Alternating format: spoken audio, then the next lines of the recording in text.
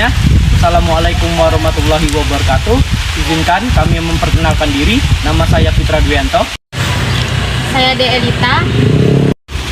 Saya Muhammad Farhan Hanif. Saya Andini Regista. Saya Erista Sefiska Ermunanda. Saya Zulfa Zalianti. Suatu hari, ada seorang anak kos namanya Zilfa. Dia kelaparan, motornya rusak, dan mager buat keluar. Untuk tahu solusinya, simak video berikut ini. Duduk dulu ah. Mager nih, motor rusak, perut lapar. Gimana ya? Ntar lagi mah kambuh. Kemudian Fitra keluar untuk buang sampah dan tidak sengaja melihat Zilfa.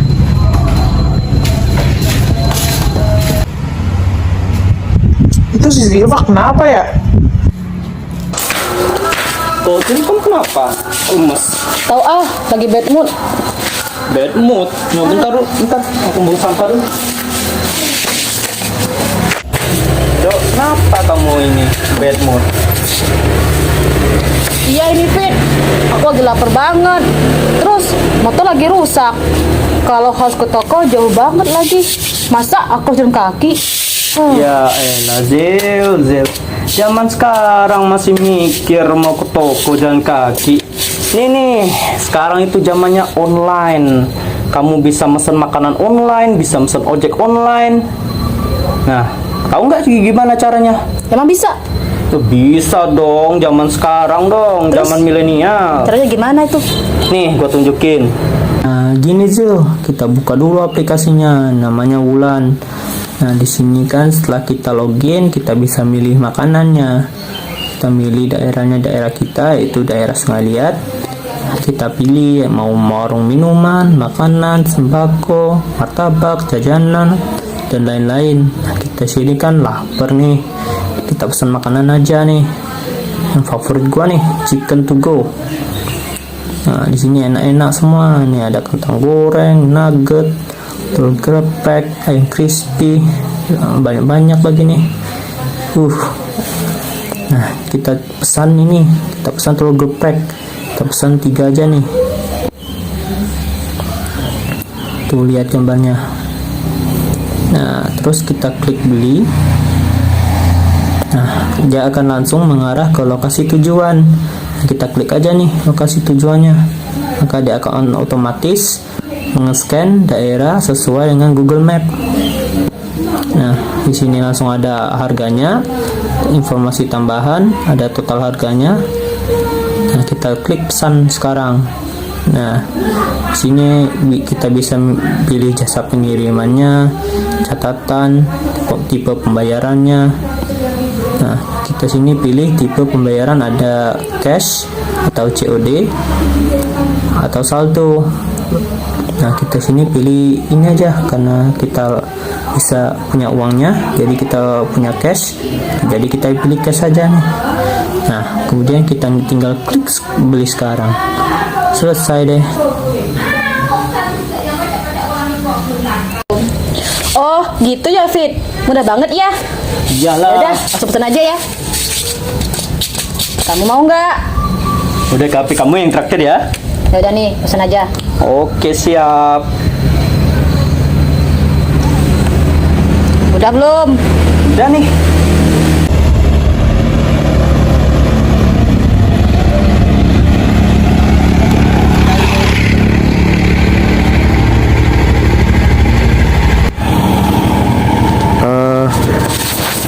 Halo Kak, Halo? ini saya sudah sampai di titik lokasi. Gimana ya Kak? Oh iya Mas, tunggu dulu ya. Saya samperin. Oh ya, saya tunggu ya Kak. Terima kasih.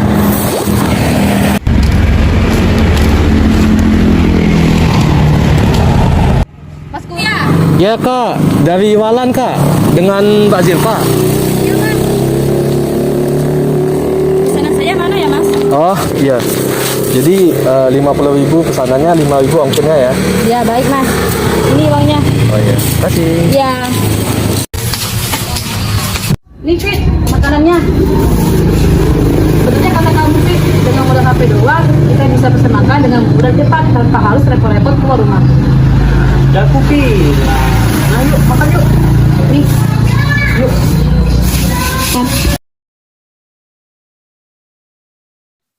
Oke teman-teman, dari video ilustrasi sebelumnya menjelaskan ke kita nih bahwa kalau ada orang yang mager ataupun punya kendala dalam transportasi buat pesan makan atau pesan yang lain-lainnya, kita punya solusi yaitu membuat sebuah website ataupun aplikasi pesan antar makanan. Nah, di sini kita menggunakan aplikasi Walan.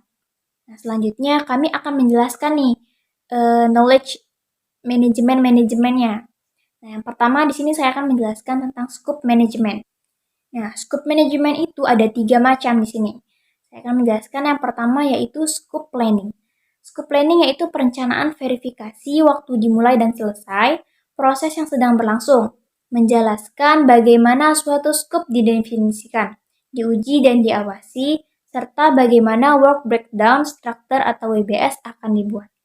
Nah, jadi saat kita ataupun para pembuat aplikasi website, nah contohnya seperti aplikasi Walan ini, mereka sebelum membuat website ataupun aplikasi ini pasti akan melakukan perencanaan verifikasi. Nah, lalu mereka akan menguji ataupun mendefinisikan aplikasi tersebut, lalu menguji, lalu diawasi, serta bagaimana work breakdown structure atau WBS itu akan dibuat. Jadi semua ketika membuat website ini harus melakukan yang namanya scope planning ataupun perencanaan verifikasi ataupun ya mempersiapkan, didefinisikan, diuji ataupun diawasi. Lalu selanjutnya yaitu ada scope definition, yaitu mendefinisikan tujuan dan nama proyek, manfaat dan benefit dari proyek tersebut, menentukan pekerjaan yang dibutuhkan untuk proyek. Hasil utama adalah deliverable, definition table, dan deliverable structure chart. Nah, jadi ketika membuat aplikasi ataupun website ini melakukan yang namanya scope definition ataupun mendefinisikan tujuan dan nama proyek.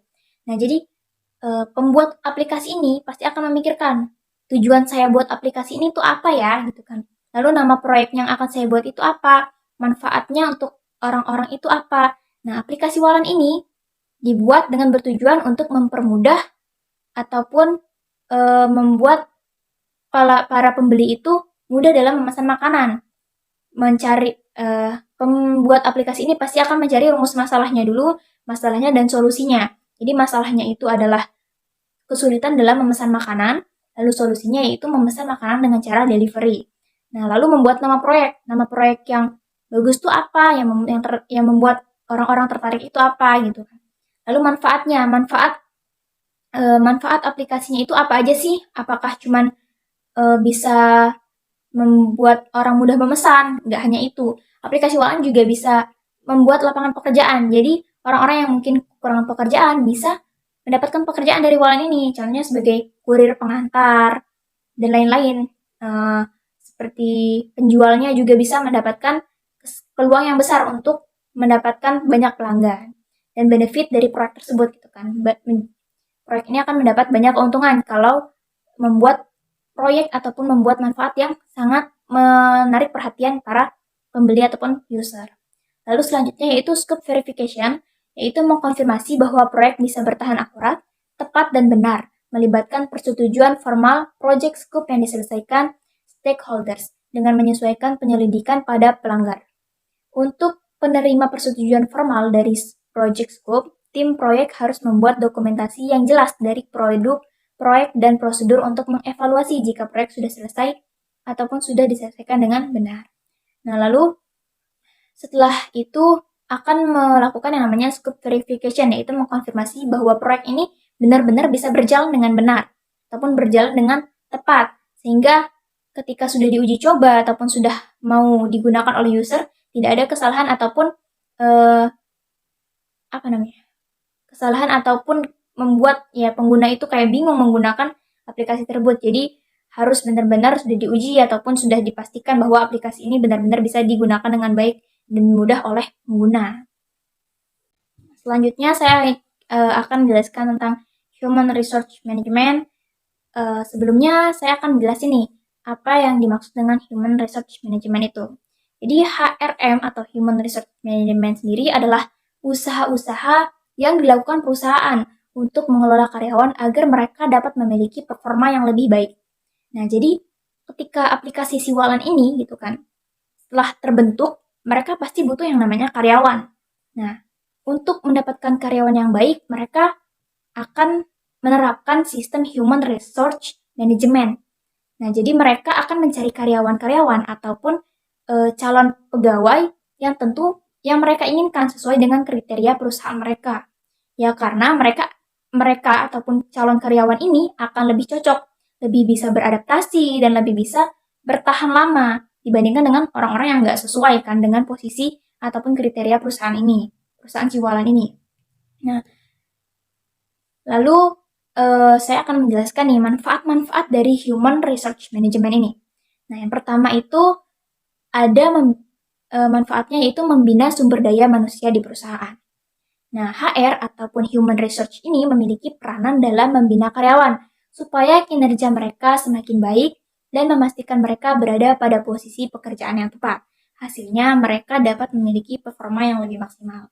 Nah, jadi ketika pemilik Walan ini ataupun aplikasi yang lainnya ya menerapkan sistem Human Resource Management ini, maka mereka pasti akan bisa nih membina ataupun meningkatkan kinerja karyawan itu supaya menjadi lebih baik.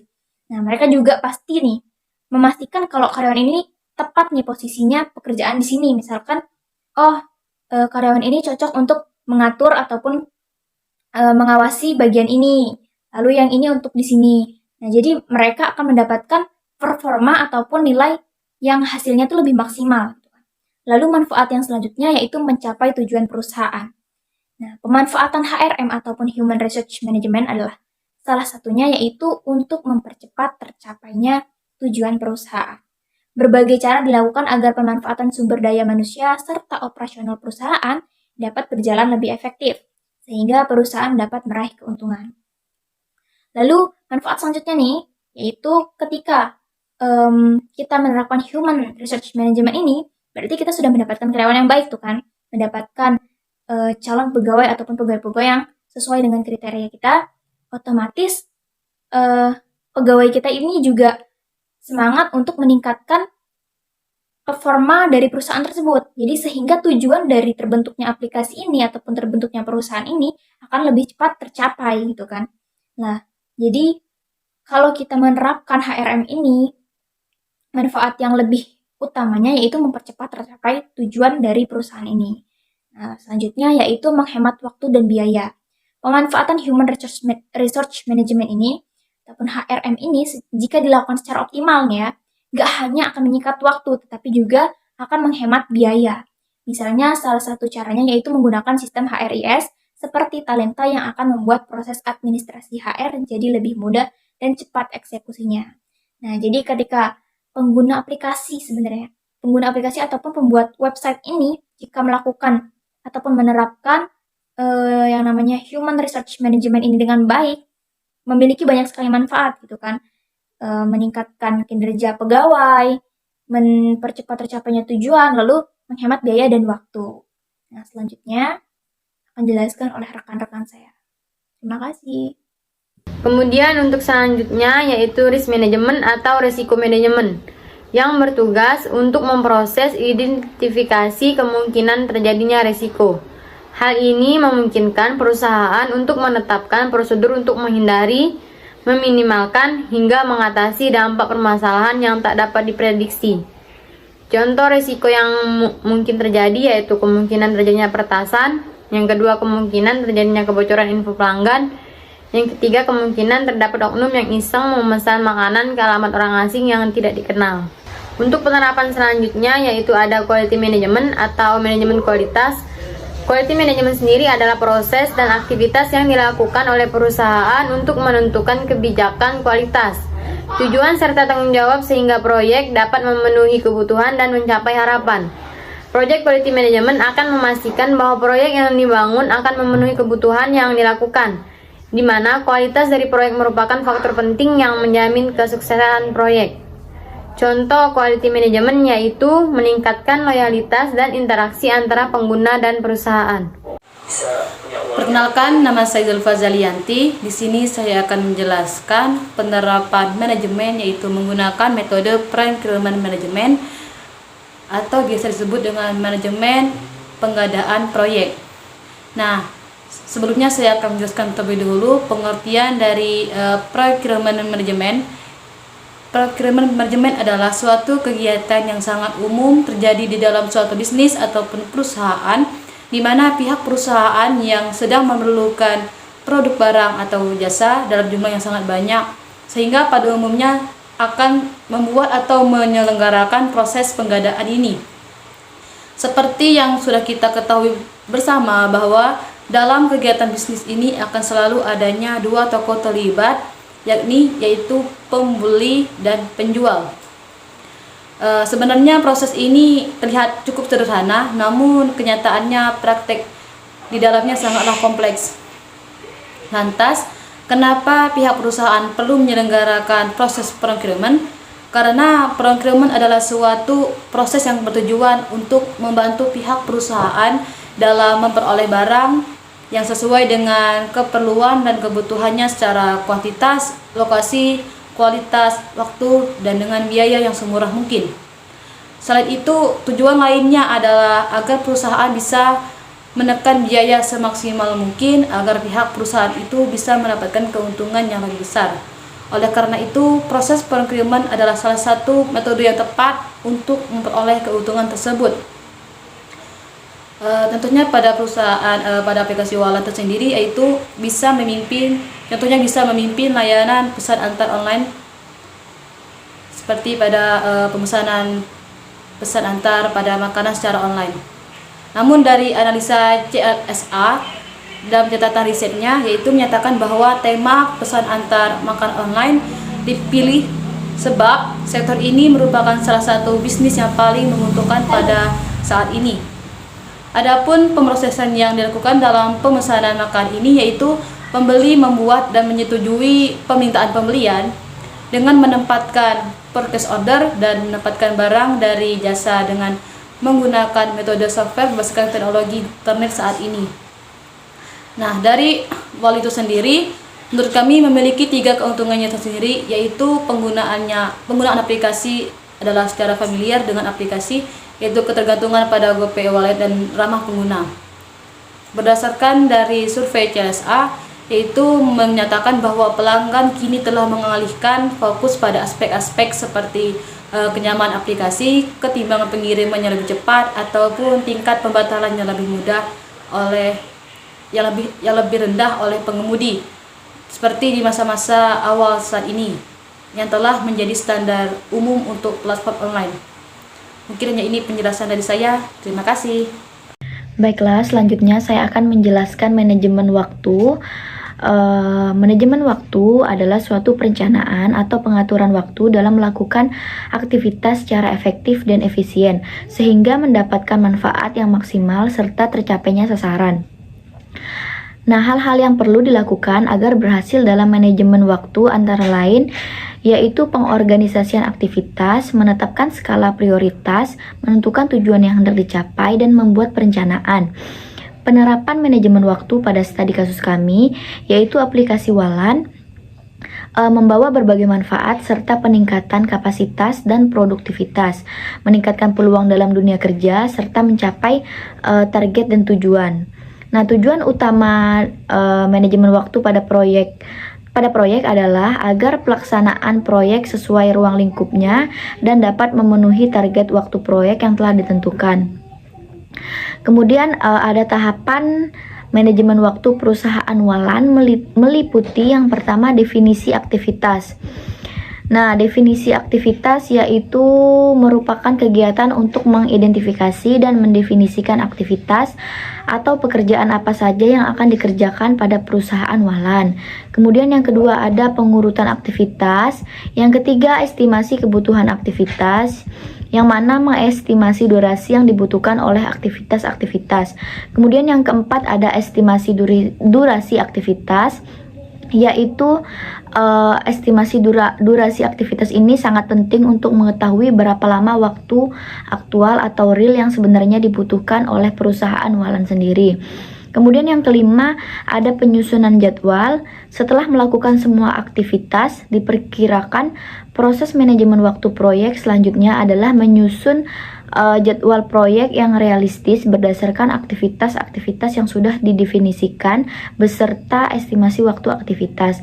Dan yang terakhir, yang keenam, mengontrol dan mengendalikan jadwal, yang mana jadwal dilakukan agar proyek tetap berjalan dalam batas waktu, biaya, dan performan yang ditetapkan dalam rencana. Baiklah, di sini saya akan menjelaskan mengenai manajemen biaya atau manajemen cost, yang mana manajemen biaya merupakan sebuah metode yang menggunakan teknologi untuk mengukur biaya dan produktivitas melalui siklus hidup proyek untuk meningkatkan perusahaan. Nah, project cost management atau manajemen biaya meliputi beberapa fungsi dari manajemen proyek yang mencakup kontrol pekerjaan, memperkirakan pengumpulan data lapangan, penjadwalan, akuntansi, dan desain. Nah, dalam studi kasus kami, yaitu perusahaan Walan, yang mana manajemen biayanya terdiri dari yang pertama biaya tenaga kerja, yang kedua biaya asuransi, yang ketiga biaya pemasaran, yaitu biaya yang diperlukan untuk memperoleh order getting cost dan memenuhi pesanan pelanggan atau order filling cost. Kemudian yang terakhir ada biaya administrasi, yaitu mencakup seluruh biaya pengoperasian perusahaan Walan yang berkaitan dengan manajemen umum.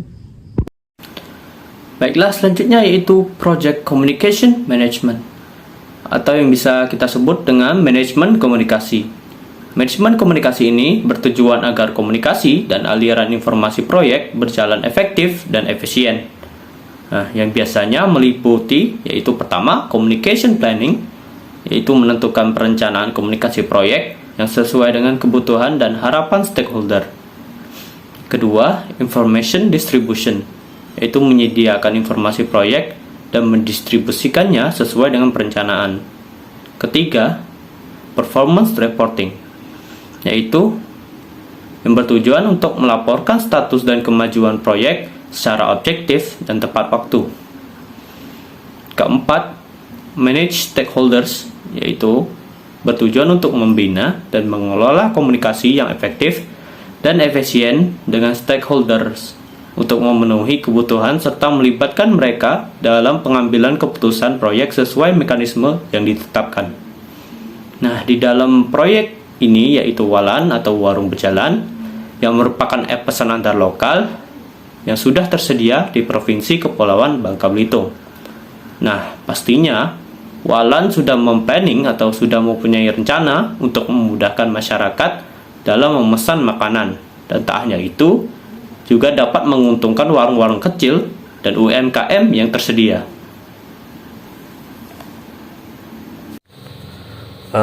Saya Muhammad Farhan Hanif di sini akan menjelaskan penerapan mengenai integrasi manajemen proyek.